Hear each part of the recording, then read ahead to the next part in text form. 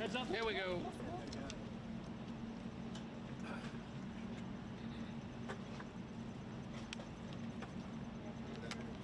Good afternoon, everybody. How we doing? Good. Well, let's let these guys file out here. But you know what we just did was a little roundtable with leaders in the aviation industry. We've got leaders of labor represented. We've got leaders of the businesses that are, of course, making the airline industry run. And I just wanted to hear from people about the stresses of the aviation industry in light of the fact of the shutdown. And here's what I found out. It actually worries me a great deal because I think that as much as delays have gotten worse over the last couple of weeks, everybody here is very worried that we're going to see more delays, more stresses on the people who are actually making the aviation system run, and more problems for both the consumers but also the great workers who actually make this incredible shining jewel of the American economy actually work and work on time and work safely. Here are the things that I worry about. I worry about the people who are scanning our bags and making us get through the security line. I worry they're not getting paychecks. They're starting to get worried about how to feed their families and how to pay school tuition and everything else. I worry about the pilots who haven't gotten paid in a long time. I worry about the air traffic controllers who, of course, make this entire system extra safe. I worry about them, more worried about their credit card bill than they should be because they're not getting a paycheck because Democrats refuse to open the government. Now, I understand that a lot of Americans are sick of partisanship in Washington, D.C. Trust me, I've been here for 9 months in this job. I am sick of partisanship in Washington, D.C. But this is very, very simple. Every partisan dispute, every policy disagreement, all of these things we can talk about, we can reason through, we can disagree, we can shake hands and compromise on some of those issues, hopefully, but this is something that every single American, Democrat or Republican or Independent, should be able to agree on. Open the government. Stop this craziness and open the government. It's causing way too many problems, and some of the folks behind me are the people who are dealing with the problems. Now let's just recap exactly what's happened politically in this town related to the government shutdown. We have had now multiple votes to reopen the United States government. The House of Representatives has voted affirmatively to reopen the United States government. 52 Republicans and 3 Democrats consistently vote to reopen the United States government, but we need 60 votes. So all we need to end the craziness, to pay the air traffic controllers, to pay the TSA agents, to pay the pilots, to make sure that food stamp benefits continue to go out to the American people who need them.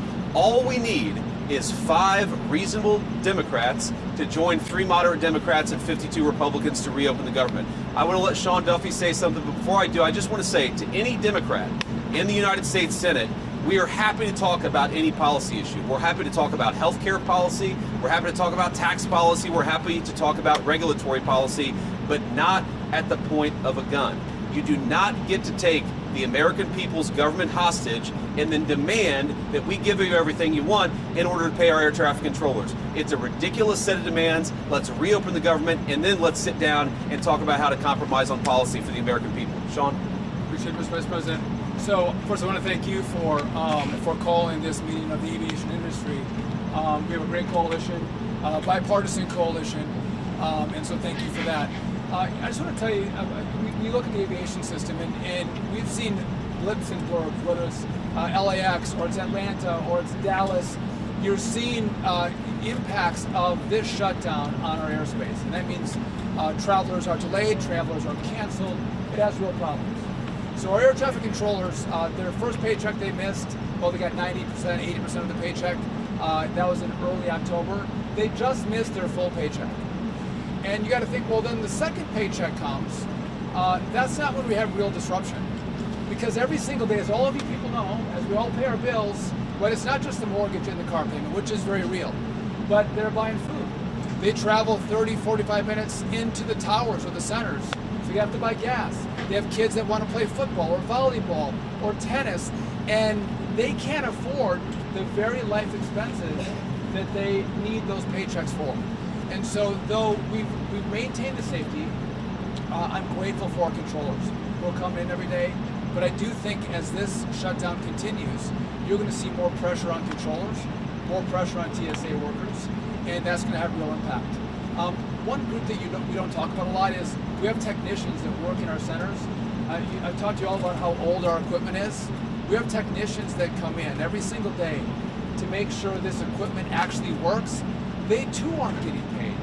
And this is burning, and it's having a real impact on our men and women who serve our airspace. And so I would join the Vice President and say, don't hold us hostage. Don't hold American families' travel hostage. Don't hold air traffic controllers hostage. Open up the government, have a conversation, let's get it resolved. But again, every day it gets harder. Every day there's going to be more challenges. And the last point I'll make before I turn it over to Sean O'Brien's really great hair day today is the fact that a lot of our people can go through the midst of one paycheck, and it's hard for them, but a lot of them can get through it. None of them can get through 2 paychecks. And so, again, if Democrats don't get their act together very quickly, you're going to see huge problems. And again, I would come to them with a clean heart and say, open up the government, and then let's have a conversation. I'll give it to the Teamster, Sean O'Brien. Thank you very much, Secretary Duffy. Thank you, Vice President Vance. Look, the bottom line, and we took a position, I represent 1.3 million working men and women in this country from the International Brotherhood of Teamsters. We took a position 3 weeks ago. Pass a clean CR, get to the table, negotiate a deal. Do not put working people in the middle of a problem they should not be in there. And we got to think about the families that are going to be affected. Think about when you have to tell your son or daughter they can't play sports because you're not getting paid. Think about when you can't pay your mortgage. Think about when you can't pay your tuition. Put the politics aside, get to the table, negotiate a deal, pass a clean CR right now, and then figure out the problems moving forward. And I want to thank the air traffic controllers. I want to thank the Aviation Administration for all their hard work and sacrifice they make. And look, security and safety of the airlines is paramount. Let's not compromise the safety and security. Pass a clean CR. Thank you. Thank you, Sean. Anybody else? Come on, yeah. Well, thank you, Mr. Vice President. Thank you, Secretary Duffy. Thank you all for being here with us today. And I want to start by really thanking the professionals, the air traffic controllers, folks at the TSA, also the FAA, the people in management. They're working hard. They are keeping the skies safe. They've minimized delays. Fewer than 2% of flights have been delayed so far because of air traffic control shortages. So they've done a great job. But it's putting stress on people. It's not fair to those people. It's also putting stress on the economy. You know, the first couple of weeks this had no impact on the economy, but as every day goes by, the impacts start to grow. And airlines are a pretty good real-time indicator of the economy, and we start to see, still minor, but steep booking impact. And you see that happening in the economy, put the whole economy at risk. And so it's been 30 days, and while I don't have a position on which partisan side and how things should be settled with healthcare, it has been 30 days. I also think it is time to pass a clean CR. Use that as the opportunity to get into a room behind closed doors and negotiate hard on the real and substantive issues that the American people want our politicians on both sides of the aisle to solve. But let's get a clean CR and get that negotiation done behind closed doors without the pressure, without putting the American workers and the American economy at risk. You're great. Okay, guys, we'll take a few questions. Yeah. Mr. Vice President. Go ahead. Thanks, Mr. Vice President. Mary Margaret with Daily Wire. We're coming up on the 1-year anniversary of this really tragic plane crash in D.C. Should Americans be afraid to fly while the shutdown continues? No, I don't think Americans should be afraid to fly because we've got great airline professionals who are keeping the safest aviation industry in the world afloat, but they're doing it with incredible stress. What I worry more about is that if you have, let's say, a pilot who's now missed 2 paychecks, who's now telling his kids that they can't do things that they'd like to do, who's now worried about feeding his family, maybe that guy doesn't show up to work, maybe he goes and gets a different job. That means greater delays for the American people.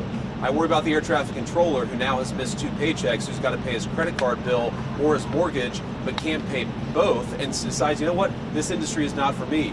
The Secretary of Transportation made a great point in private. I'm going to steal it right now because we got to get people into the air traffic control industry. We had a shortage of 2,000 people. How many of those people look to the future, see the congressional Democrats can't get their act together and say, you know what, we're not going to join air traffic controlling at all, which is going to further extend the delays. I think that we have a safe system because these guys are doing heroic things in the midst of this terrible shutdown, but why do we ask them to do so much without getting paid? Why don't we pay them so that they can be happy, they can do the best job they can do, and they're not worried about feeding their families while they're doing a very important job for all of us? Mr. Vice President, Yeah. Could you let us know your understanding of the President's comments that he wants to resume nuclear testing after more than 30 years? Does he mean the warheads themselves, the distribution, the missiles, and so forth? What's your understanding of this? Well, look, I'll answer that very briefly, but I really do want to focus on the shutdown that is affecting the American people. I think the president's truth speaks for itself. We have a big arsenal, obviously. The Russians have a large nuclear arsenal. The Chinese have a large nuclear arsenal. Sometimes you've got to test it to make sure that it's functioning and working properly. We've been working very closely, even with nations that we don't have the best relations with, to try to limit nuclear proliferation. The president's going to keep on working on that, but it's an important part of American national security to make sure that this nuclear arsenal we have actually functions properly, and that's part of the testing regime. To be clear, we know that it does work properly, but you got to keep on top of it over time, and the president just wants to make sure that we do that. Mr. Vice President, Kelly Meyer with News Nation, and my dad was a pilot, so thank you for what you're doing to keep this guy safe. I wanted to ask you, I know you said that you're going to talk with folks on Capitol Hill after they open the government back up. If this keeps going on, would you consider getting everyone together like you did before the shutdown here at the White House to talk? And just quickly on nuclear, does the new testing make the world less safe? So I'm not going to answer. I've answered all the questions about nuclear testing that I'm going to answer. I want to talk about the government shutdown here, and I'd like to focus the questions there. But to your point, look, I've never said we're not going to talk to congressional Democrats until they reopen the government. What I've said is we are not going to give in on policy demands under the threat of hostage taking. I mean, if any moderate Democrat or any Democrat period from the United States Senate wants to come over, they're welcome to walk into these doors in an hour. I'm happy to talk to them about how to end the government shutdown, but it's actually very simple because there's a clean CR, as you heard from everybody, that would reopen the government.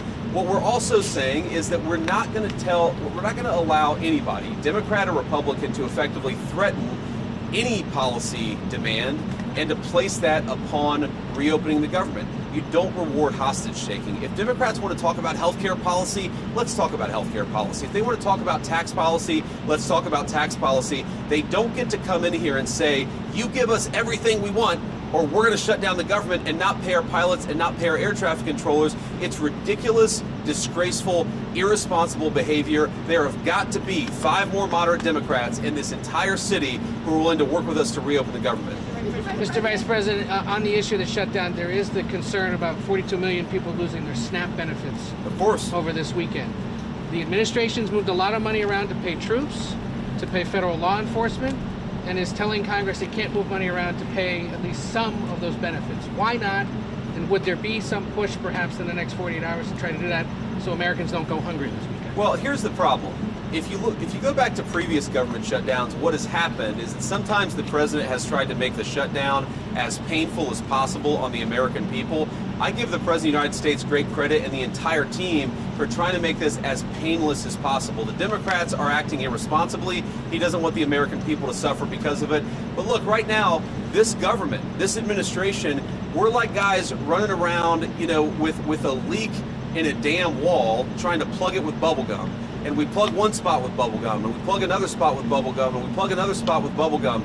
Why don't the Democrats just stop this entire charade and reopen the government so that we don't have to try to make this thing work on a shoestring budget, which is what we're trying to do. The unfortunate reality, and we're starting to see this with our aviation industry, we're going to find out the hard way with SNAP benefits. The American people are already suffering, and the suffering is going to get a lot worse. Not because the President of the United States has failed to make the shutdown painless. He's tried to do everything that he can to make it as unpainless as possible. The reason that pain is coming and the reason it's building is because we're not passing the clean bill to reopen the government. It's a very easy thing to do. So you're not... Thank you, Mr. Vice President. I'm Monica Page with Frontline Strength on USA. On the government shutdown, of course, we're approaching Thanksgiving, we're approaching the holidays. What could travel look like, if the Democrats don't open the government in time? So I'm going to let our great Secretary of Transportation answer this question. Look, it could be a disaster. It really could be. Because at that point, you're talking about people have missed 3 paychecks. They've missed 4 paychecks. How many of them are not going to show up for work? You take the TSA lines that are already too long, even right now, and say half of those people don't show up for work. Not because they're not hard workers or good people, but because they've got to find a different job to feed their families. What happens when the security lines are not an hour long, but they're 4 hours long? What happens when pilots start not showing up for work because they're so focused on paying the bills, they can't fly the plane safely? That's going to lead to massive delays. We want people to be able to get home for Thanksgiving. We want people to be able to travel for business, to make this entire engine of commerce work. We want the aviation industry to work.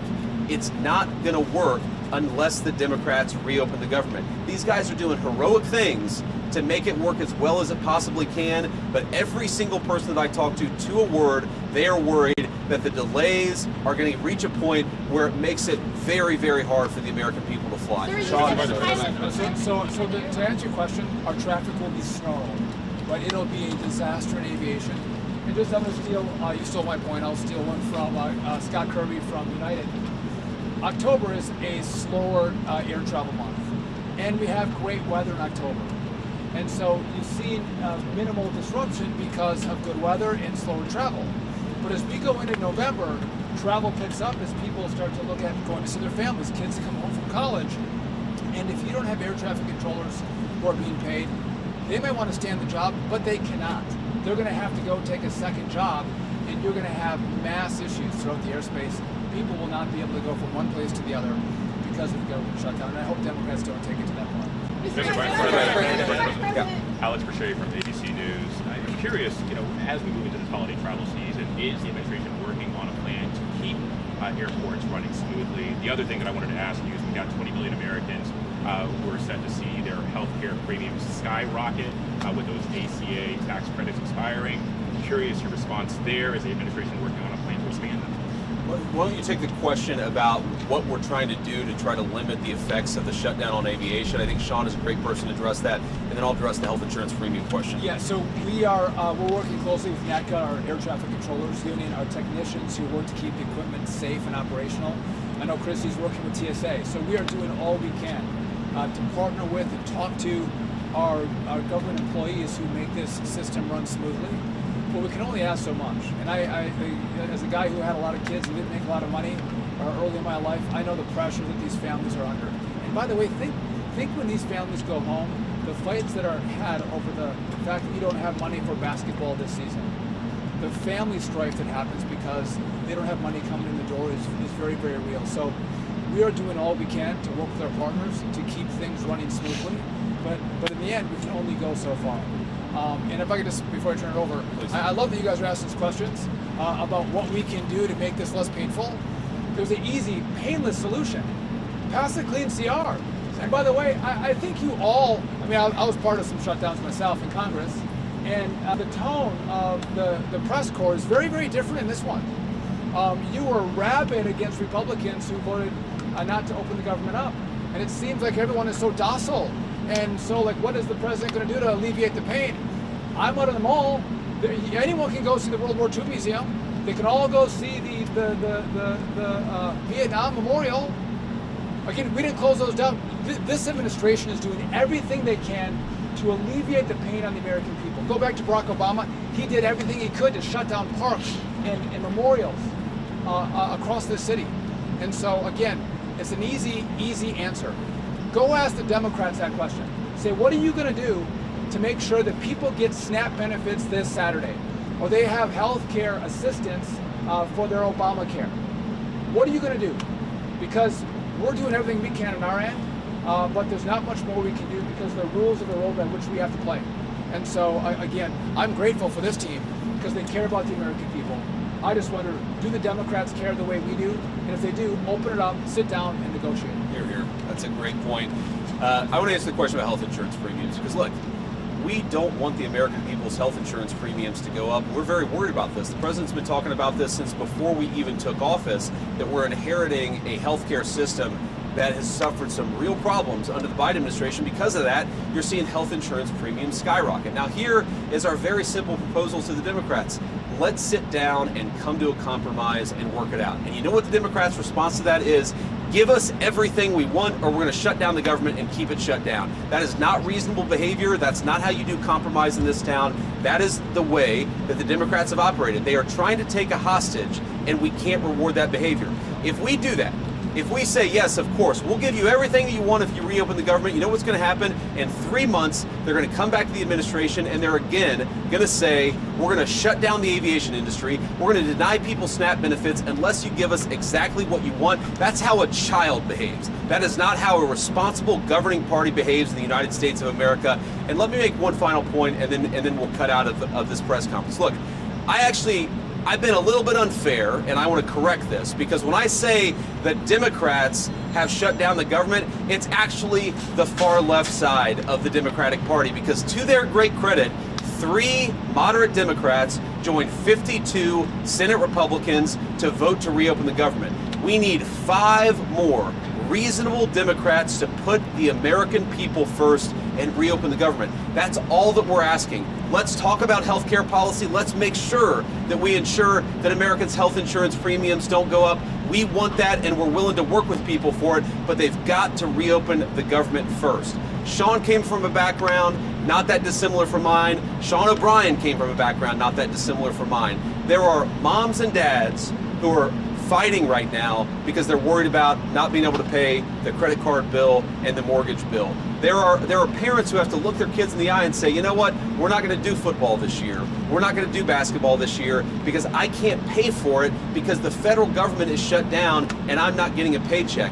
Do we want those people who keep the aviation system running to not be able to feed their families, to not be able to pay for some of the things that make life worth living? The answer to that question is absolutely, we want them to be able to afford a good life. The only way for that to happen is to reopen the government. It'll be good for those who fly. It'll be good for those who work in the aviation industry. It'll be good for the whole country. Just do the common sense thing, Democrats.